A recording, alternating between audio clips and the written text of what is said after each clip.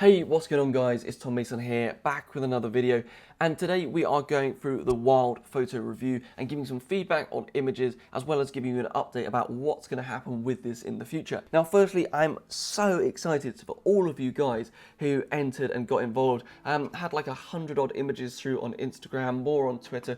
Just so awesome from you all getting involved, and because of the way that you guys have just thrown yourselves into this, I want to throw myself into it back and make sure that I give feedback to as many people as possible. So I'm going to take a couple of days out over the next month and feedback and reply to as many of the images as I can to give everyone individual feedback on their images, because I think that's what you deserve. But today what we're going to do is we're going to go through a couple of images that I feel will give a lot of tips to a lot of people, and just go through some of the general points that across the board I feel people will benefit from. So the first image I'm going to start with is one from Paul Collins in the UK, and it is a red fox cub in the garden, and it's one of the only images I got sent that was shot with artificial lighting. Now the lighting, to start off with, is really nicely done. It's not harsh, it's a very soft light. You've got a key light to the right hand side that's really nice, with a nice bit of fill that just lights the fox really nicely. You can see that the lights are obviously quite high up because the shadows are dropped onto the ground. That's quite an important thing when you're working with flash or any artificial light, because if you get harsh shadows across the body, it can really ruin the image and it makes it look very artificial in form. The image has been created from low on the ground, really nice angle, so you're getting that kind of eye level perspective with the fox. That's really good and important within wildlife photography. But then I feel that we could really add some extra elements to it. When we look at this image, we've literally got no foreground and then the fox and then just a black background, and I feel some extra elements in the frame would really add to the image. To start with, maybe positioning yourself behind some flower pots or something like that, and then maybe an extra light on the background just to give a bit of ambience into the shot. The dark black background, as much as it really gives a good contrast to the image, I feel that having some extra fill light would really add to the shot and just make a more natural image, a kind of like urban garden shot. I feel that would really help offset the fox and just finish the frame off to me. The composition is really nice with the fox looking into the frame. That's very important, but overall I just feel a couple of extra elements, maybe in the foreground and background, would really help bring this together and give you that flow from foreground to subject interest and off to the background to really finish off what is a really beautiful portrait. Now we're going to move on to Norway, and we're going to Eric NJ from Instagram. Now he sent in a lovely picture of a willow ptarmigan. I think this shot is just awesome. The effort to go out and get this image, to hike up into the mountains to get yourself in position and just stalk them, firstly, just deserves commending. The image overall is a really beautiful shot. You've got some nice foreground snow that leads you to the bird, and then with the mountains off into the background that show you that kind of sense of scale that's really nice to see. Now the bird's looking into the frame. That's really important because it brings you back into that space, and overall it's a really well done picture. There's a couple of things that I think could really help improve it that little bit more. I know that the rock is a massive part of the landscape, it's important, but for me, it takes my eye every time I look at the frame. The bird, being quite small in it, is dominated by that big black rock, and I feel that by reducing its impact in the frame, it would really add to the composition and just make it a stronger image overall. Maybe lowering yourself down into the snow would remove more of that rock, kind of get rid of that harsh middle section, just leaving the tip of it. You'd still be able to see the ptarmigan, but also reduce that kind of huge black blob that can take and distract you. Another option maybe for composing it would be to slowly move to the right, obviously not trying to scare your subject, to position the rock down into the left corner. The reason for this is it would form a nice triangle between the bird, the top of the mountain, and the rock in the corner, giving you something to move around in the image and land on the ptarmigan, rather than it drawing you from those sides into that main portion of the image, the rock in the center rather than the bird out to the side. Overall, I think it's really gorgeous. I think the exposure is really well done. You've caught those whites in a bright white, you've managed to get the exposure really nice. I think it is a cracking shot and one that you definitely love to have in the bag. But overall, really nice, Eric. Yeah, my pronunciation will probably be terrible of names, but yeah, awesome shot. Now, moving down, we're going to move on to RJ Dean's Photographic from Instagram once again, and they've entered in a really nice picture of two coyotes from Yellowstone National Park. This frame I really like because you've got some interest there. The coyotes are obviously looking at something. Their position in the frame is really nice. They're looking off to the side. That kind of gives you that kind of, oh, I wonder what they're looking at, and that story to the frame. But personally, there's a couple of things that I feel you could improve. Firstly, the position. I don't know if you're shooting from a car or something like that, but maybe getting lower would really add to this shot. Just give you a bit of foreground interest from that snow and give you that better perspective of depth. Next up, I think just moving to the right ever so slightly would have separated the coyote in the back from the coyote in the front. I wish there was a bit of space between them. That little bit of space in the middle, I feel really would have added to the composition. Finally, I think the image overall is a little bit blue in tone. I know it's cold and it's snowing, everything like that, but snow should be white. I think just getting that color cast right in your editing is really important. You know, all you need to do is just bump up your color temperature to get those whites white. Using the color picker sometimes and going on the snow and saying that's white can easily correct it. And I feel that that would just correct that and really just aid the image once again. You know, overall, it's a really nice shot. You've got that story, they're looking at something, but just that extra bit of space, getting slightly lower for that perspective and making sure those whites are really white and not that blue tone would really help bring this shot out. You know, and overall it's a really cracking image and one that, you know, I'd quite like to have some shots of coyote, that's for sure. Right, so next up is from Russ on Instagram, and it's an image of a female northern cardinal. I really like this shot when I saw it. You know, the composition is really nice. I love the color palette of it. And the crossover of the twigs makes a really nice leading line to draw you up to where the cardinal is sitting. Now, in terms of a couple of improvements maybe, I feel that firstly a little bit more space might help. I know that some people like really tight pictures of birds so you can really see all their details and feathers, but I just think a little bit extra space onto the bottom of the image would really add to that. I know that when you sent the high-res file there was extra space, but actually including that in the kind of delivered picture I really feel would aid it. And secondly, one thing that when I was looking at this is I feel the magenta cast is just slightly too strong.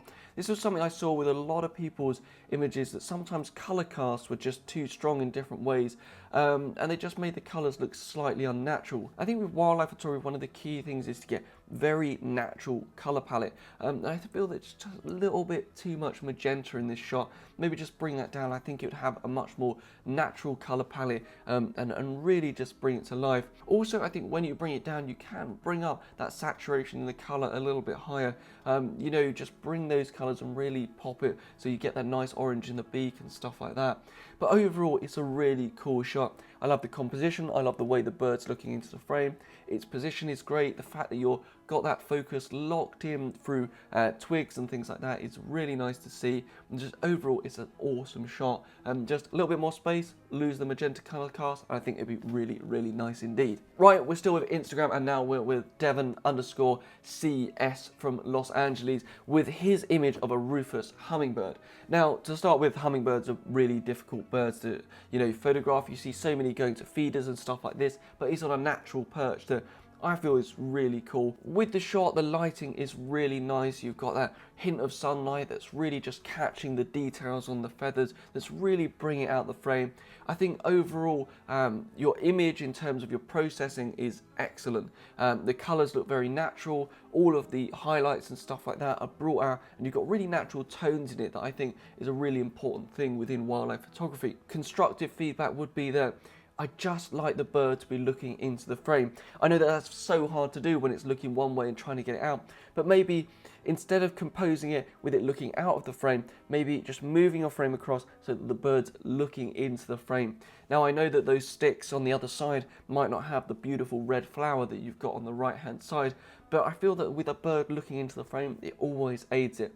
This is something that across the board I saw quite regularly, that animals are positioned either looking out of frames or looking to the side, where if you give them a bit more extra space to look into, it just makes a much more natural looking image where the animal actually has kind of some space to breathe. Looking out of the frame is something that always just kind of a little bit jarring. You know, just getting animals looking into space is so key. It just gives a more natural sense to an image and really aids the composition. But overall, it's a dope picture of an awesome species and really well processed and photographed. The sharpness is on point. So yeah, just keep doing what you're doing because it's really nice indeed. Now, next up, we're coming to the UK and to Daniel Moss, who entered a shot of a robin. The reason I wanted to do this is because, like, robins are one of those subjects that so many people can photograph. Back garden birds, you know, as I talked about in a recent video, they're a subject that so many people can go out and shoot. And this is a really nice starting shot. I love the idea that you compose looking through some vegetation to give that natural frame around the outside is a really good way to start composing. What it does is it gives you depth to a shot that's important within wildlife photography.